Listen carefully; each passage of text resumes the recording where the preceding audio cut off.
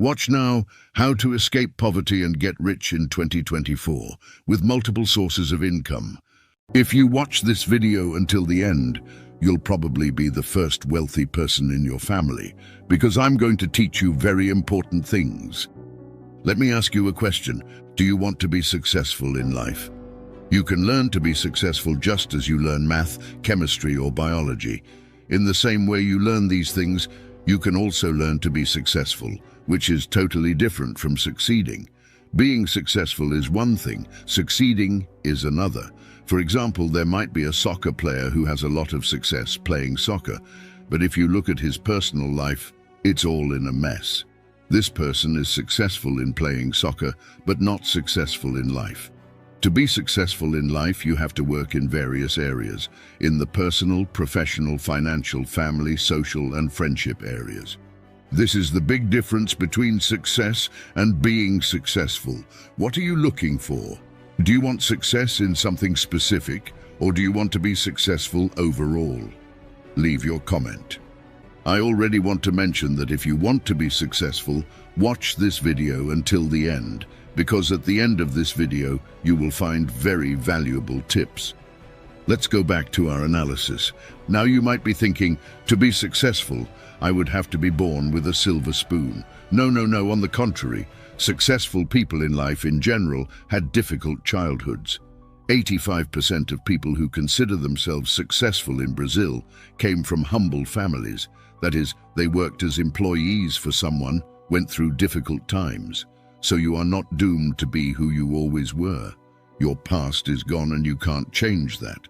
But your future is not yet written. You can start writing it today. If you can understand this, it will make a huge difference in your life, simply because you understand this perspective of tomorrow.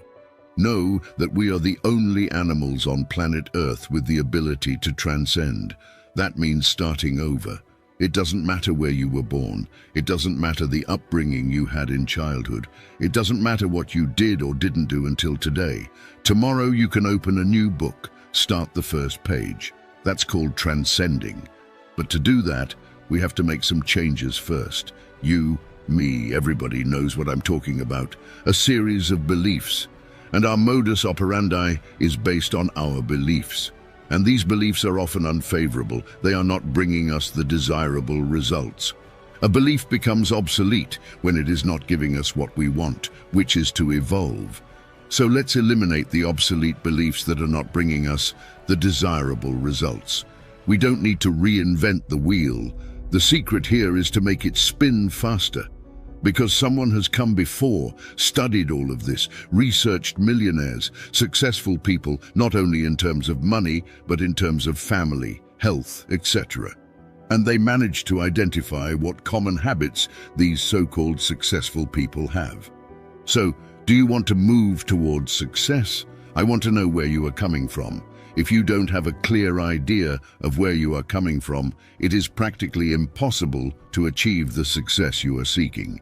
So the first thing we need to know is your level of self-esteem. So I'm going to do a questionnaire here. Very yes, very no. We will take 5 areas of your life: health, family, finances, professional life, and friendships. And for each of these specifically, you will give a rating from 1 to 10. Then we will add up these ratings, and then you will see what happens. Let's start first with health. We know people who are 30 and never get sick, right? And also, you must know people who are sick every day, so you will have to evaluate your health. If you are the type of person who never gets sick, is always well, you will give a rating of 10 because you are completely healthy. If you are a person who is sick every day, you will give a rating of 1. So, you have between 1 and 10. You will have to choose the rating that you think you deserve from 1 to 10. And then, how much would you give for your health? If you are a person who has a vice and smokes, drinks, and uses illicit drugs, of course, that will lower the rating. You have to ask your subconscious and determine what rating you have for your health. Now let's go to your family. When I say family, it's the family nucleus, my parents, children, siblings, in-laws, your family as a whole. From 1 to 10, what rating would you give? Do you have an ideal, perfect family with nothing to change? Then it's 10. Look, you first gave the rating for your health, now you give the rating for your family. Now let's go to your financial life. How is your bank account? If you lost your job today, if you stopped working today, if something unexpected happened to you right now, how long will your current lifestyle last? This has a name. It's called an emergency fund. It's the number of days you can maintain your standard of living if you interrupt your income. If you stop working today, have you earned enough for money to work for you? Because money is an excellent employee, but a terrible boss. If you work for money, my condolences. But if, on the other hand, you put money to work for you, all right, that's what money knows how to do well, work for you. So how is your financial life? Are you the kind of person who can stop working for a while? Let's say you decide to stop working today, and what you have in savings or investments, will it yield enough to maintain your standard of living? What rating do you deserve? If you are in debt, spending more than you earn, or if you earn and spend everything immediately? You are earning and spending, you will give a rating close to 1. It's not me, it's you who will choose this rating, just like you chose the rating for your health, for your family. Now you are choosing for your financial life. But now let's go to your work, your professional life. Let me ask you a very simple question. If you won $1 million in the lottery tomorrow, the day after tomorrow, would you continue doing the same professionally that you do now? Or would you change? If you win $1 million tomorrow and the day after tomorrow, you are doing exactly the same. It means you are in total harmony with your professional activity, so there you deserve a 10. Now, if you are counting the days until retirement, it means you are not satisfied with what you are doing, then you deserve to receive a rating close to 1 or 2. We saw our health, we have the rating for family, we gave our rating for finance, we gave our rating for work. I have one more rating, which is friendship. I'm not talking about acquaintances, I'm talking about friends you can count on. Who can you count on today? Who do you know will help you? If you died today, who would come to your funeral tomorrow? Without a doubt, that's a good question to see who's close to you. So friendship, you have 2 things. First, it's the number of friends, and second is the quality of those friendships. Sometimes, it's much more important to have fewer friends, but of better quality. So, what's the rating? Well, now you've already given a rating for your health, for your family, for your finances, for your professional life, and for your friendship. Please add up these 5 ratings. Now I'm going to use an example here to help you. Let's suppose I gave a 7 rating to all these 5 areas of my life. I added 7 5 times, so the result is 35. I take this number and multiply it by 2, now I have 70. This means that I am operating at a self-esteem potential of 70%.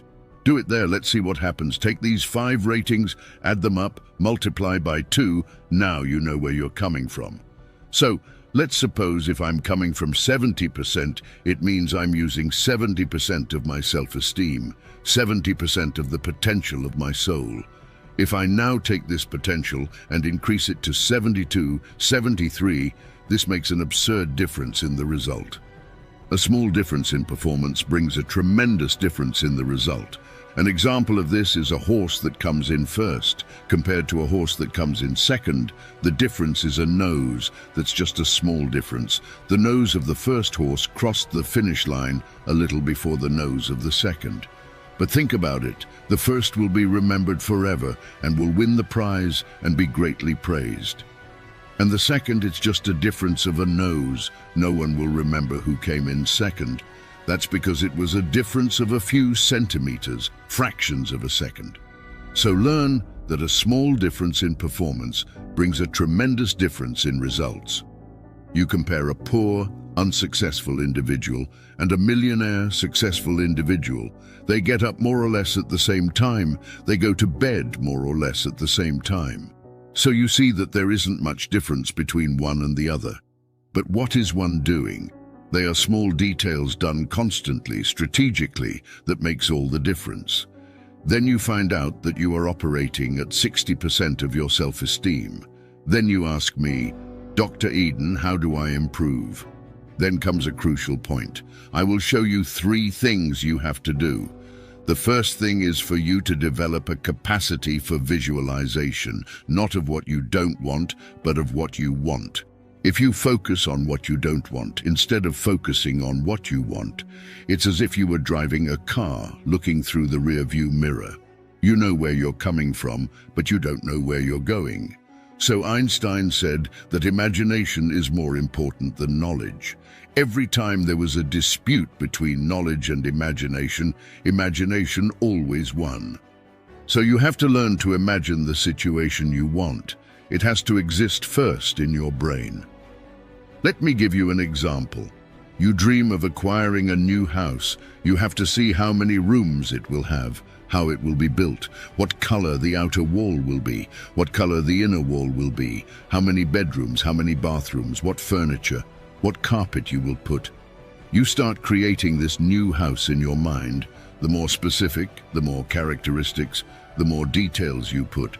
It will also be easier to create because everything that exists in the physical universe was created twice.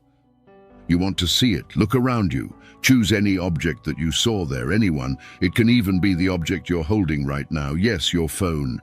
Even before it was created, it went through someone's mind. So everything that exists in the physical universe first existed in someone's mind before manifesting in the physical universe. So you have to learn the process of visualization. It's very simple. It's you closing your eyes and focusing on what you want.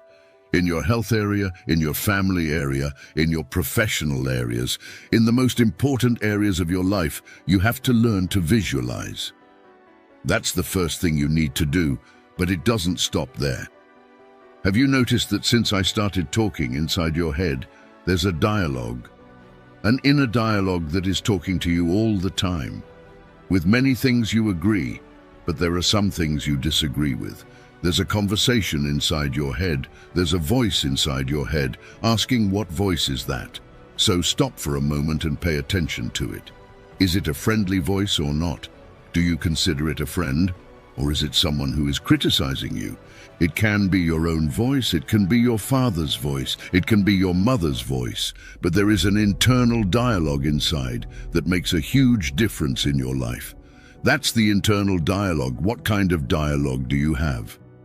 So, when a negative dialogue appears, you have to say, cancel, cancel, cancel. Let me tell you one more thing, the way you carry your body. What is your posture? Go to a mall in your city and spend some time observing people passing by. There will be people walking with their necks straight, looking at the horizon, right? And there will be people walking with their heads down, looking at the ground.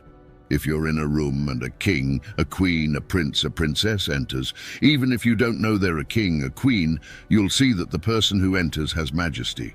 What does it mean to have majesty? They walk with an upright posture. They learned since childhood. The butler taught them that they had to walk as if balancing a book on their head.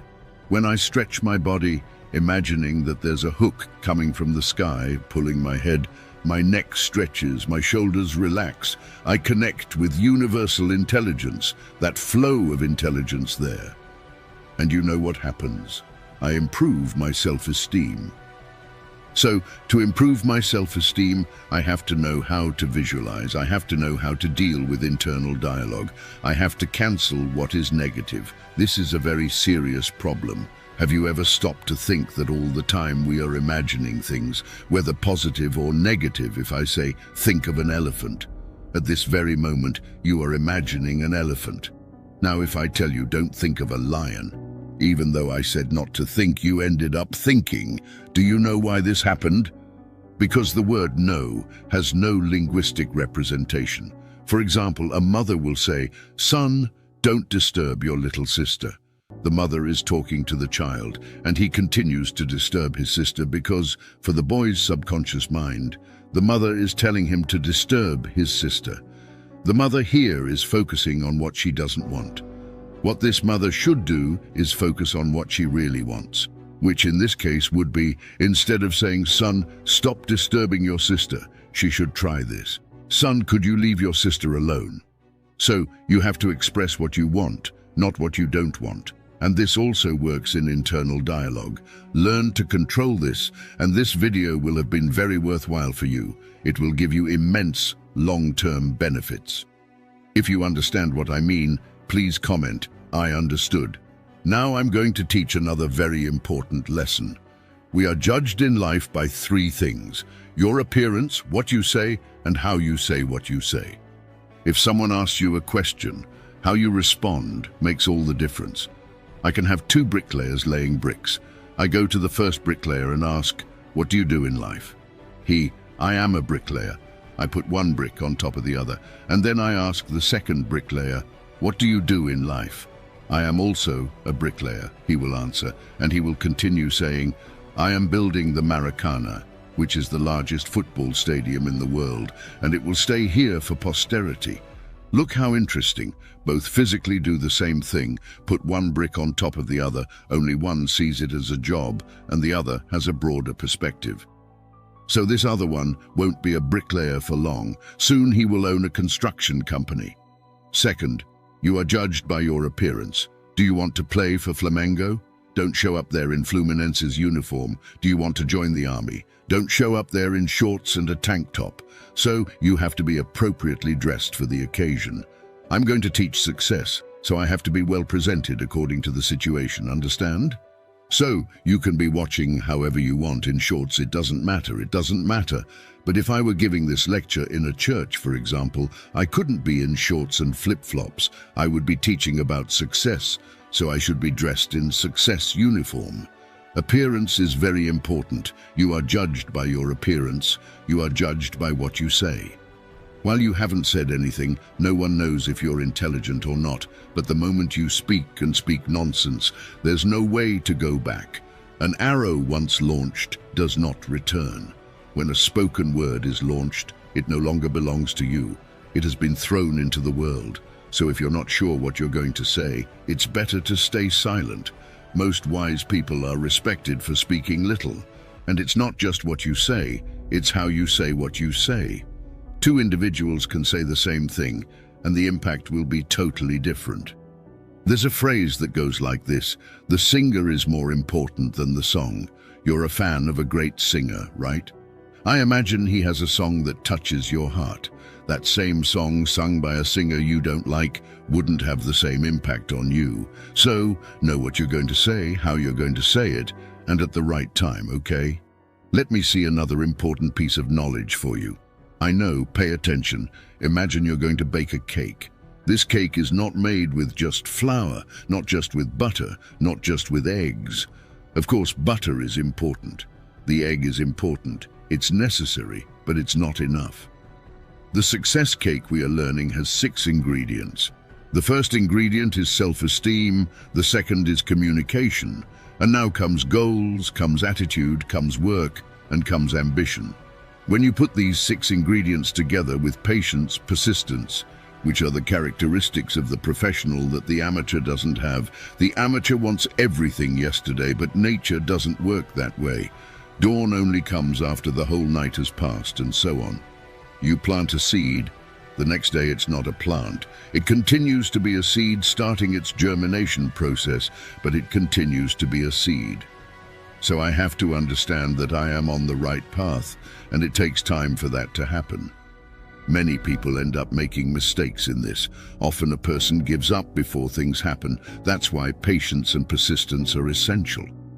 I wanted to talk to you now about a goal. It is necessary to learn to turn a dream into a goal, and then we will learn to turn a goal into reality, right?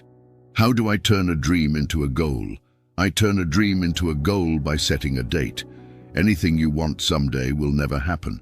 So you'll have a dusty book on your shelf at home you said you would read someday, but it's been 4 years since you bought it. It's there because there's no someday on the calendar, do you agree? To start happening, you need to have a date. You say, one day we'll do this. There's no day on the calendar with that name, so it will never happen. Now you put a date. Oops, now it makes all the difference. You have to learn to put dates on your dreams. The moment you put a date on the dream, it ceases to be a dream and becomes a goal. And the universe begins to conspire in your favor. But then you turned the dream into a goal. But you need to turn it into reality. That's another story. You can't stop there. First, I want to tell you that the importance of the goal is not necessarily to achieve it, but to set you in motion, because who knows, something more important will happen along the way. Do you want to see? I'll prove it to you. Think about the 3 most important things that have happened in your life so far, since you can remember. What happened most importantly? 3 events: your wedding, the birth of your child, or a promotion at your job. You pass the entrance exam, you graduate from college. There are many important things in your life, but you will notice that at least 2 or 3 were not planned. You didn't wake up one day and say, today I'm going to meet someone because I'm going to fall in love, because I'm going to marry them. It wasn't like that. You just went somewhere, fell in love, planned, and got married. And that job you have there, you got a job at a company. Did you wake up one day and say, today I'm going to become an employee at this company? Did it happen like that? No, you saw an advertisement, someone invited you, went for an interview, handed in your resume, got approved, and one day that you never imagined, someone called you and said, you start working tomorrow. Interesting. I have to have goals to put me in motion, but I have to have my mind prepared for better things, right? Then maybe other opportunities more important than the one you're focusing on will arise in your life. You have to have this flexibility. And this goal cannot be just one thing. There must be diversification. Don't put all your eggs in one basket. Someone comes and carries your basket, it's over, takes all your eggs. For example, do you only have the profession of being a mother, which is the noblest profession on planet Earth, being a mother, and you dedicate yourself entirely to being a mother? Look at the risk you're taking. If you are a mother, one day your children will grow up, they will leave. We raise children for the world. They don't stay with us, they go take care of their lives. And then what will you say? Oh, but now I feel empty. It's the empty nest syndrome. It's the mother who dedicated her entire life to her children. The children grew up, went to take care of their lives, and the mother feels alone. So you have to have diversity. You have to have a financial goal. You have to have a professional goal. You have to have a social goal. You have to have a family goal. You have to have a health goal. What's the use of earning a lot and having a heart attack when you're 40? Is it worth it? I won't take anything to the grave. The coffin has no drawer. The coffin has no pocket. Why earn all this money and leave this life without enjoying it? So you have to have leisure goals. I have to diversify my goals. This is very important. You set a goal and it has to be remembered. Don't remember it only on December 31st and think it's all sorted out. No, no, no. You have to remember it every day.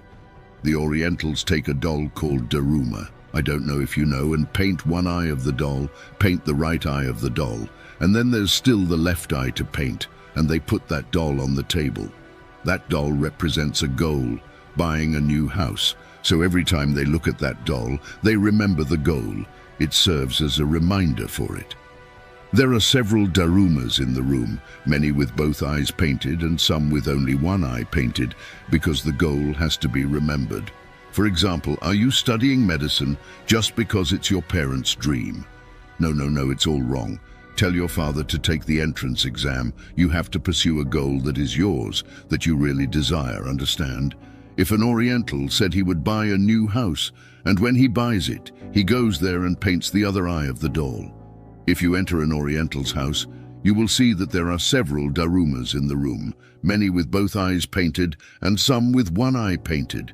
In 1945, Hiroshima, Nagasaki, everything was destroyed. 40% of Japan destroyed. Today it is among the top 5 countries in the world. Do you know what happened? Can you guess? From 40% destroyed to among the top 5 countries in the world. Remember this philosophy called Kaizen, always improve, continuous improvement. When you say, I don't want anything else in life, I say, then it's time for you to die because you're here to learn. Or rather, when you die, when you transcend, when you change your cosmic address, and when you get there on the other side, they will ask you 3 questions. The first question is, what did you learn there? This is a school. We are learning. The second question is, how is your passage through planet Earth? Did you make a better place for those who will come after you? And lastly, and most importantly, they will ask you, did you cost more than you contributed, or did you contribute more than you cost? Or rather, I recommend to you, when you put your head on the pillow to sleep at night, ask yourself a question. Did I cost more than I contributed, or did I contribute more than I cost today? And this today keeps adding up, keeps adding up, keeps adding up, right? Before that, it is important for you to consider this. I want to make it clear to you that life is a sequence of hellos and goodbyes. To give the next hello, you have to say goodbye. The big hello of your life you won't remember. But you gave it when you arrived here on planet Earth. You came here crying, and everyone here to welcome you was smiling. I hope that when you die, when you transcend, when you change your cosmic address, it happens exactly the opposite, that you leave smiling because you fulfilled your mission. And whoever stays here will be crying because you are leaving. And you have to learn to work with these 6 ingredients: self-esteem, communication, goals, work, attitude, ambition. And as I said, what distinguishes the professional from the amateur is patience and persistence. I don't need to worry about my weaknesses. I need to focus on my strengths. These strengths will make my weaknesses disappear. That's the big catch. So if you're not prepared, it's no use. If I offer you 20,000 euros a month to teach German in Germany, and you don't speak German, it's useless. So when you are prepared and the opportunity appears, because it will appear, and most of the time it comes in the form of a problem. So when it appears and you are prepared, people call it luck. Luck is nothing more than the opportunity arriving and you being prepared to seize it. In other words, your luck is built by you. That person adrift waiting for something to happen, nothing will happen at all. That's the big problem.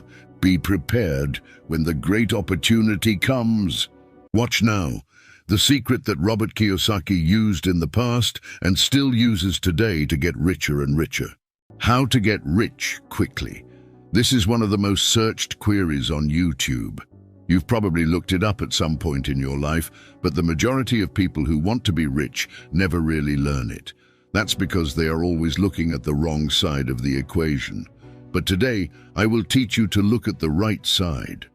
I ask you, do you really want to know how to get rich quickly? You'll need to seek external information because you won't learn this in school. Go ahead and comment, I will be rich in 2024. So, let's begin. Have you heard the fascinating success story of Robert Kiyosaki? He came from a middle-class family and wanted to learn how to be rich since he was 9 years old. Robert is the author of one of the most well-known books worldwide on the subject of money. I strongly recommend that you read this book or at least listen to the audio version. You can easily find it on YouTube. In this video, you'll learn how to get rich the same way Robert Kiyosaki did. Today, he's the one who will teach you. Here's what he said. My father was the head of education, a PhD, a very important man, don't you think? I went home and asked, why don't we learn about money in school? He looked at me and said, because the government doesn't want to teach us that subject. The government tells us what we can and cannot teach. That sounded strange to me, and I said, wait a minute, don't we go to school to learn about money? He said, no, your job is to get a job. So I said, oh, but we get a job to earn money. And he replied, no, the purpose of working is not to earn money. I asked, well, why don't we learn about money then, and skip the work part? He turned frustrated and said, if you want to learn about money, why not ask your best friend's father about money? It was about Mike's father. So I asked, but why Mike's father? He replied, because Mike's father is an entrepreneur. I asked, and what do you do? So I asked, and he replied, I am an employee, a government employee. And I questioned, what's the difference? He said, the difference is that the entrepreneur has to know about money, or else he won't be an entrepreneur anymore. And the employee doesn't have to know anything about money because the government and the company will take care of him. I was still a child, so I was a bit confused. Then I just followed his advice, went to Mike's father's office, knocked on the door and said, I'm here, I'm 9 years old, and I want to know about money. He just turned and said, go away. That's how the rich dad, poor dad story began. And so after persisting so much, my rich dad finally agreed to teach me about money, on the condition that he would never pay me, because the moment he paid me, I would think like an employee. And that's the trap. Undertake to be free, and that in my later years messed with my mind. He said, "Never want a paycheck, my son, understood?" Okay, understood. He turned and said, "How do I make money?" I replied, "By entrepreneuring, of course." So how do I learn to make money? First, he showed me the Monopoly board game. Then I started working for him. My rich dad had hotels, and I did tasks for him, like cleaning the floor, moving tools from one place to another, small things. And when I got older, I started working in the office, in marketing, not accounting. I was basically an apprentice, but always working for free. Then the way he taught me about money was by playing the Monopoly board game. Until one day, I got fed up. I turned and said, "When are you going to teach me about money?" So he replied, "What do you think we're doing?" I said, "Playing Monopoly." And he said, No, it's more than that. We're teaching you about money. For example, you're learning how to buy and rent properties. Buy and sell, buy cheap and sell for a higher price. That's one of the most lucrative formulas for making money. There are many formulas for success with money, thousands of them. But one of the best is playing Monopoly, buying cheap and selling high. So I asked what that means. He said one of the best ways to acquire great wealth is to play Monopoly in real life. And he asked, "What do you think I'm doing here?" So I replied, "I don't know." Then he took me outside and showed me his house and his hotels. 10 years had passed. I was 19 and in school in New York. That's when I returned to Hawaii. My rich dad had already bought a piece of land larger than half of Waikiki Beach. And even today, when you go to Waikiki Beach, what do you see there? The Hyatt Regency Hotel, that hotel is his. Just like in the Monopoly game, just as he did in the game, he acquired larger assets in real life. He only kept them because at that time, the property wasn't that large. So he had to buy all the smaller businesses because Waikiki was a small village. Then he went there, bought one business, then bought another. It took some time, but eventually he assembled this piece of property and then built the Hyatt Hotel, which is now a giant hotel, and he later sold it for $800 million. So that's how I learned about money. But of course I had some financial troubles for a good part of my life. There were people who stabbed me in the back, but that was good because it made me grow. That's the spirit of it. Yes, people who are afraid of making mistakes, as they teach in school, never grow, because in the spiritual world, where there is good and evil, right and wrong, high and low, and people just want to be right, be positive, and in reality it's not always like that. I wasn't from a very poor family by the standards of the time, but I was from a family that had a poor attitude. Let me explain. Poverty starts with a fundamental attitude. Poverty is a business that is transmitted, taught in families. And for people who are sitting at home right now with financial problems because they earn little in their jobs or even earn a lot but are doing what they don't like, maybe they learned this way, maybe common sense taught them, work hard to get something, or the rich are not good people. These things. The school system doesn't want to teach you about money because it's designed to teach you to be an employee, which is important. We need doctors, lawyers, specialists, but they don't teach about money. Most people lack real knowledge about business, such as accounting, debts, or taxes. You have to know about these things, but in school, no one teaches them. So when people ask me how my rich dad learned this, and his poor dad, who was educated, did not, the answer is very simple. It's because my rich dad's father died when he was 13, and then he found himself at 13 having to run the family business. And for that, he had to leave school. So it was a blessing. Sometimes blessings come in a form that initially seems very bad, but later it becomes a blessing. And soon, his teachers became his treasurer, his accountant, his lawyer, his banker, his real estate agents. So he had what I call real teachers, not fake school teachers. Most teachers in school don't follow ethics. They teach subjects that they don't actually practice. Once I asked a teacher, I'm in my 3rd year of calculus, and this stuff about material strength, will I ever use it in life? He turned and said, no. And I said, Then why do you teach it? And he said, because I get paid for it. But have you ever used it? No.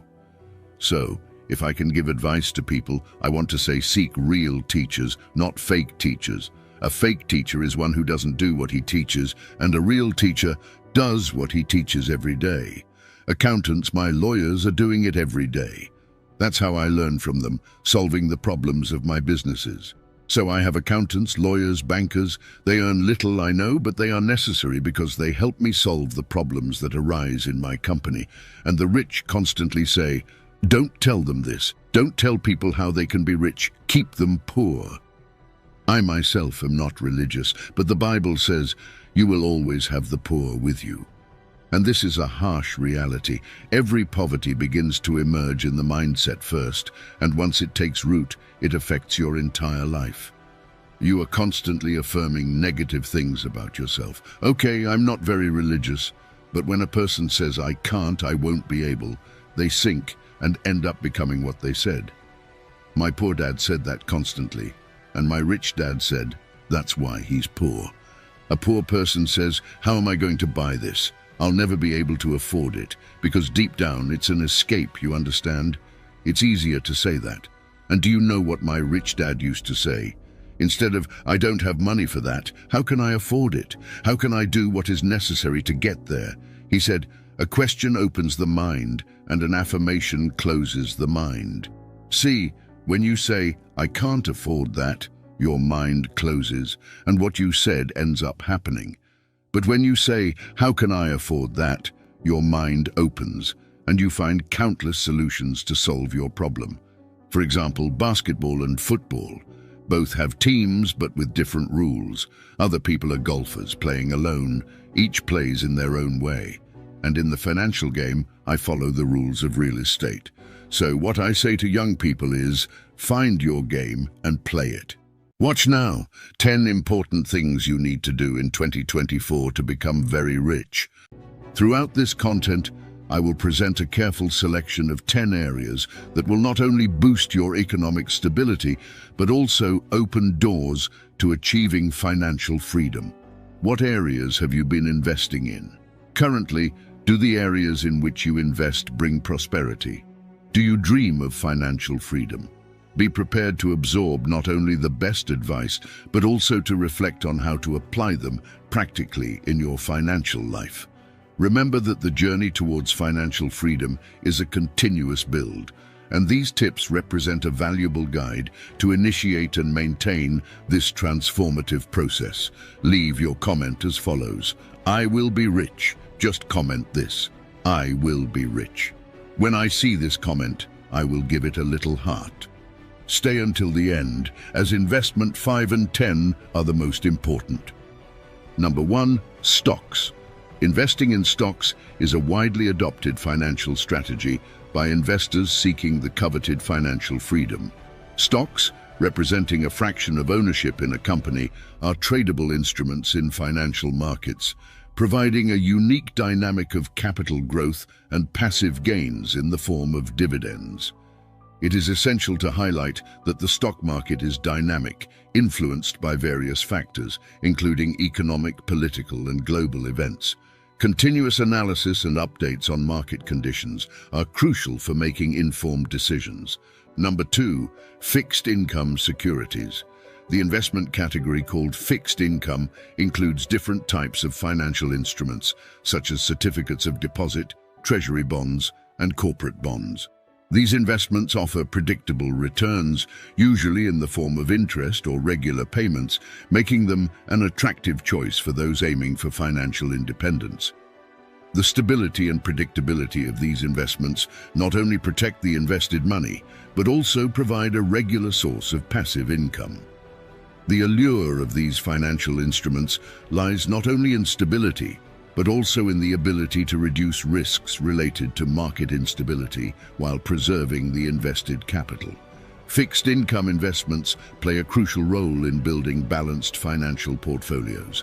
Additionally, the consistent generation of passive income through interest and regular payments is a valuable tool for those wanting to build a solid foundation for financial freedom.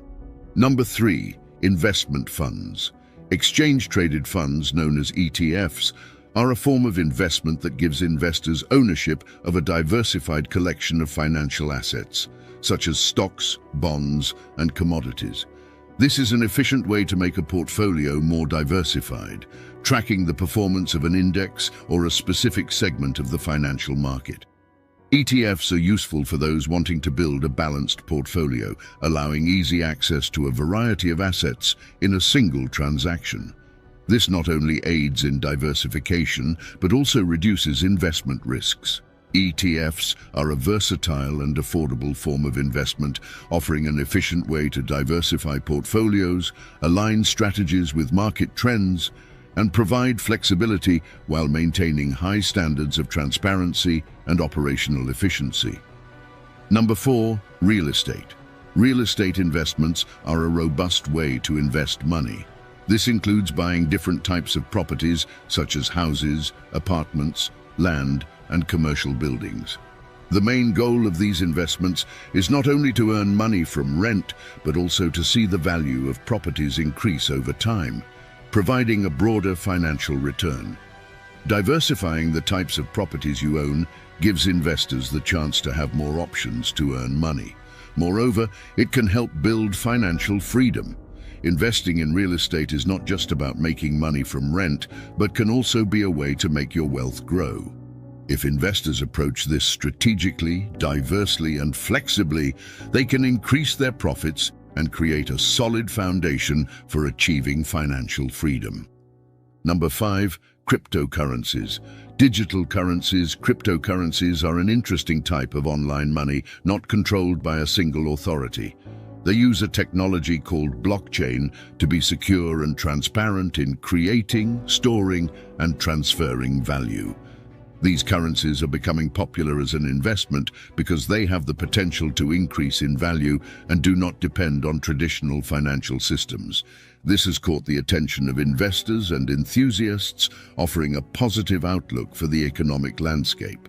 However, if you want to pursue financial independence using cryptocurrencies, it is important to conduct careful research on projects, understand how the market works, and apply good risk management practices.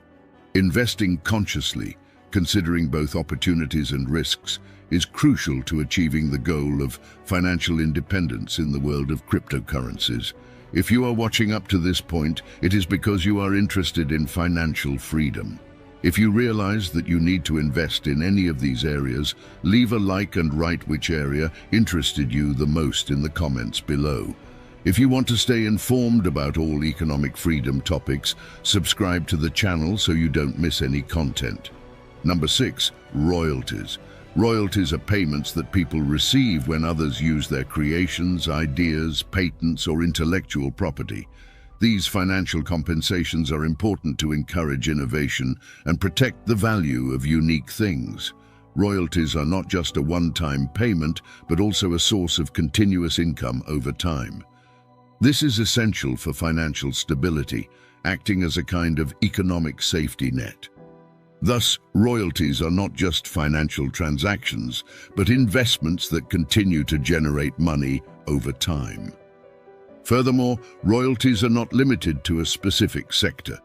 They are used in various industries, such as arts, entertainment, and technological innovation. This makes them a versatile strategy for individuals and companies looking to make the most of their ideas in different situations. Number 7, specific skill. Acquiring a specific skill means becoming very good at something such as programming, graphic design, or digital marketing. This not only opens doors to jobs, but also helps earn money. Improving these skills not only offers professional opportunities, but is also a good way to achieve financial freedom. People who are experts in something often get higher salaries, can work for themselves, or even start their own businesses. Having specialized skills is not only good for finding jobs. Well-trained individuals can use their skills in different situations and industries. This not only makes them very good at what they do, but also creates a solid foundation for long-term financial security. Number 8, own business. Starting and managing your own business encompasses all stages, from the initial idea to the efficient administration and operation of the company, be it small, a startup, or even an individual venture. Having your own business not only offers professional independence, but is also a unique way to express personal passions and interests. In the world of entrepreneurship, people not only deal with the daily activities of their companies, but also play an active role in determining their financial success. By having direct control over business operations and strategies, owners can customize their approaches to meet not only market demands, but also achieve specific financial goals. This direct control not only provides a sense of empowerment, but also offers the opportunity to explore non-traditional markets. Associated with this autonomy is the opportunity to seek innovations and creative solutions standing out in the market. The ability to pursue personal passions in the business environment not only increases internal motivation, but can also result in products or services that meet the specific needs of the target audience. This combination of passion and profit can be a powerful boost to achieve not only financial success, but also personal knowledge and satisfaction.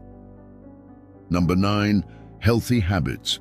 Adopting healthy habits means doing good things for the body and mind, such as eating well, exercising regularly, managing stress, and ensuring good sleep.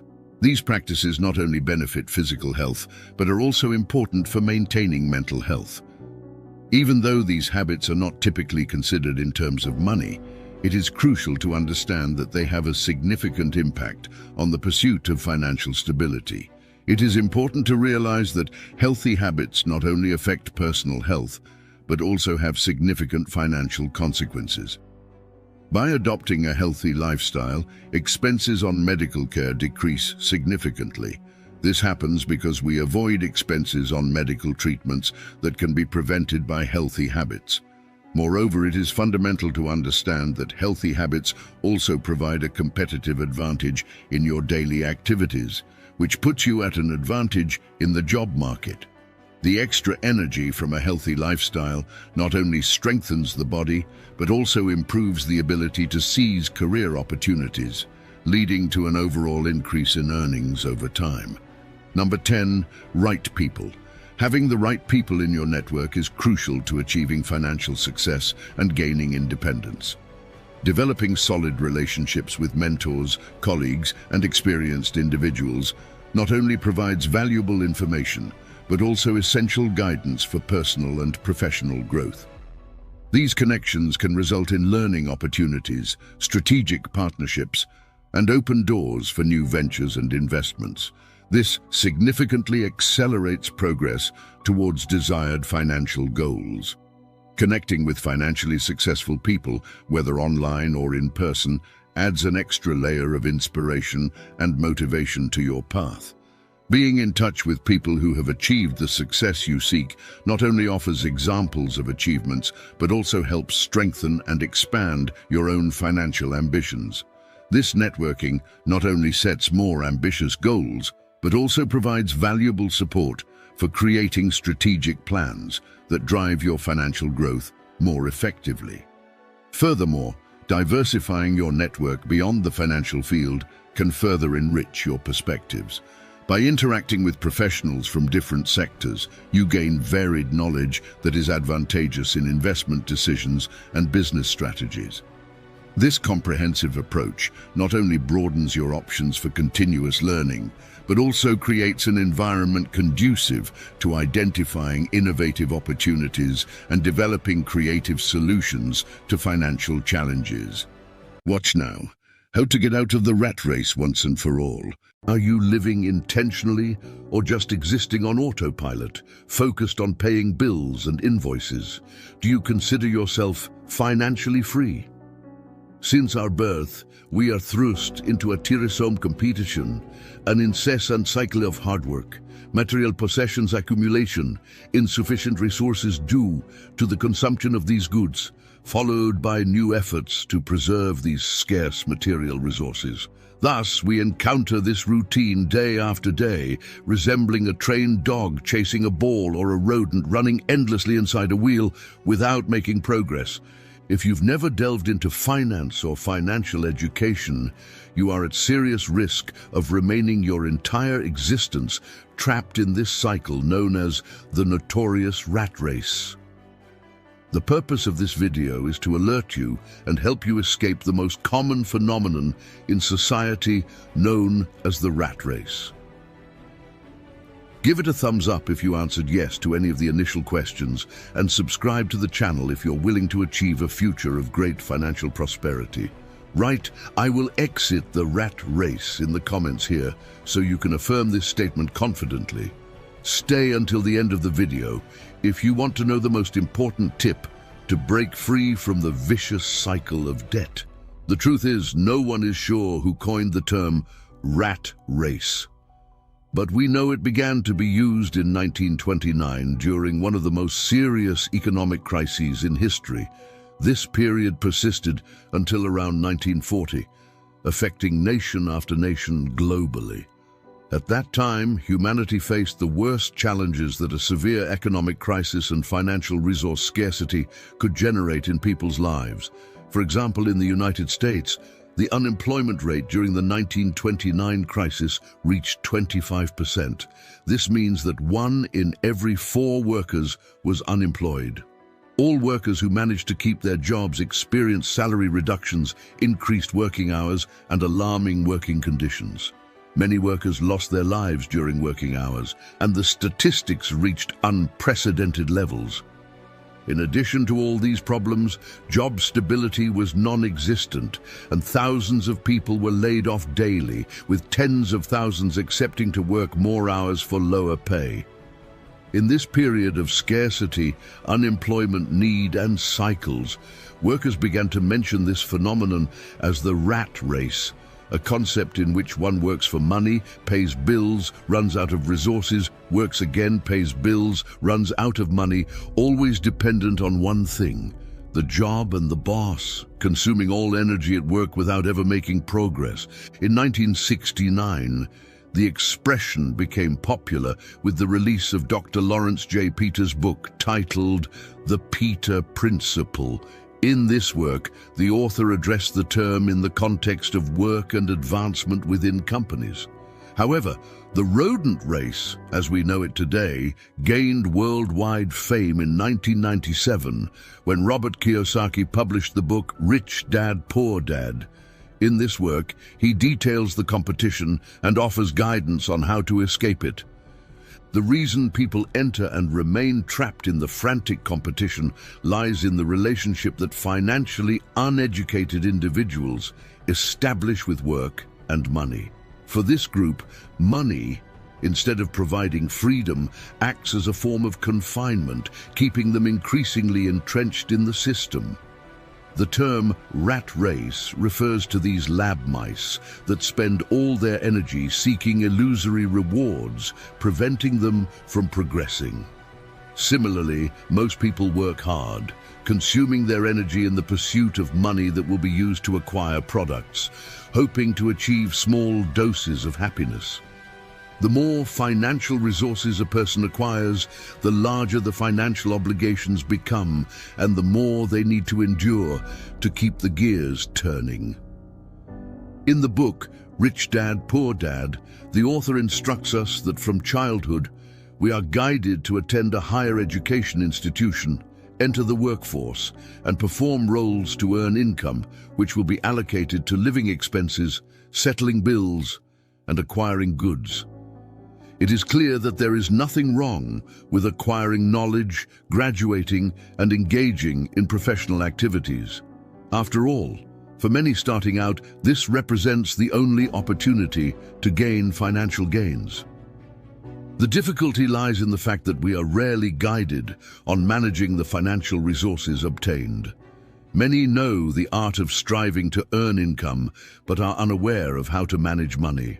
Thus, they spend their existence trapped in a cycle of working incessantly, earning more, spending more, and ending up without resources due to excessive spending.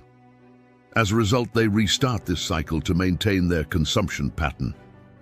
This way of living with fictitious rewards leads people to pursue illusory satisfactions based solely on consumption and the accumulation of limited material goods. In the end, a lifelong work routine is created to sustain the scarce material goods achieved and acquire a few additional ones. In this context, two reasons lead people, even involuntarily, to enter this cycle: fear and greed. It all starts with fear because the fear of not being able to provide for oneself and the family drives the search for money. Thus, people begin a hard and dedicated effort, motivated by the fear of not having enough to survive. Gradually, this effort results in a more concrete income, reducing fear and increasing greed. As income grows, the tendency is to consume more. The more money is earned, the more is spent. It's easy to fall into the trap of thinking that a financial increase solves all life's problems. However, the truth is that the more money one has, the more desires for consumption arise. Many justify their expenses by claiming they deserve rewards for their efforts. Unfortunately, this reward can prove detrimental. The increase in greed leads people to consume excessively without considering the consequences. Therefore, it is crucial to moderate our relationship with money and consumption, seeking a balance between what is necessary and extreme spending. It becomes evident that wealth cannot be the sole source of contentment and satisfaction in existence. Based on this, it can be stated that the issue lies not solely in the money one obtains, but in the adopted mindset. Regardless of the financial sum acquired, this dilemma will persist without a change in thinking. There are fundamentally three elements contributing to staying in the incessant race. The first element is having expenses beyond what one earns. Some people believe that upon receiving money, they must immediately spend it. However, certain individuals exceed this limit and begin to consume even before receiving money, incurring credit card debts and financing expensive assets such as a vehicle or a more luxurious residence. This behavior leads to bearing high interest rates, excessive costs, and often getting entangled in debts for the rest of their lives.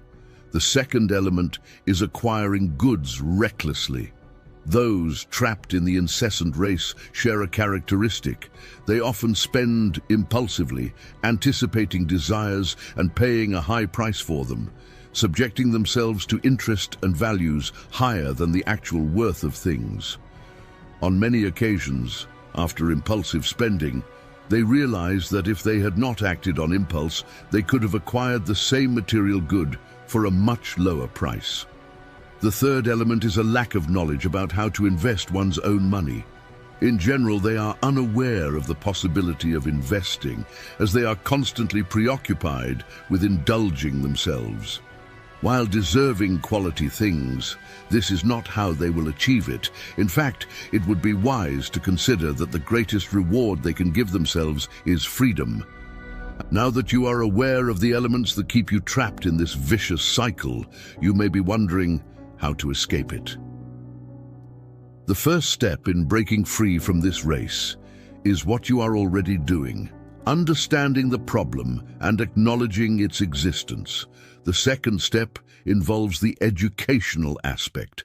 It is necessary to dedicate yourself to studies, reading, watching videos, and applying the acquired knowledge in your life.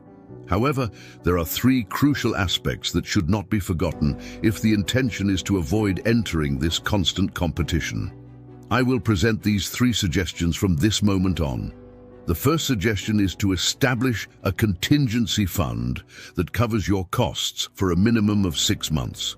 To calculate this amount, you need to multiply your monthly expenses by 6 and save that amount in an emergency fund. Having a safety net allows you to start your activities with more serenity and without fear of taking risks. This reserve is crucial so that you can invest in various income sources, thus freeing yourself from the incessant race.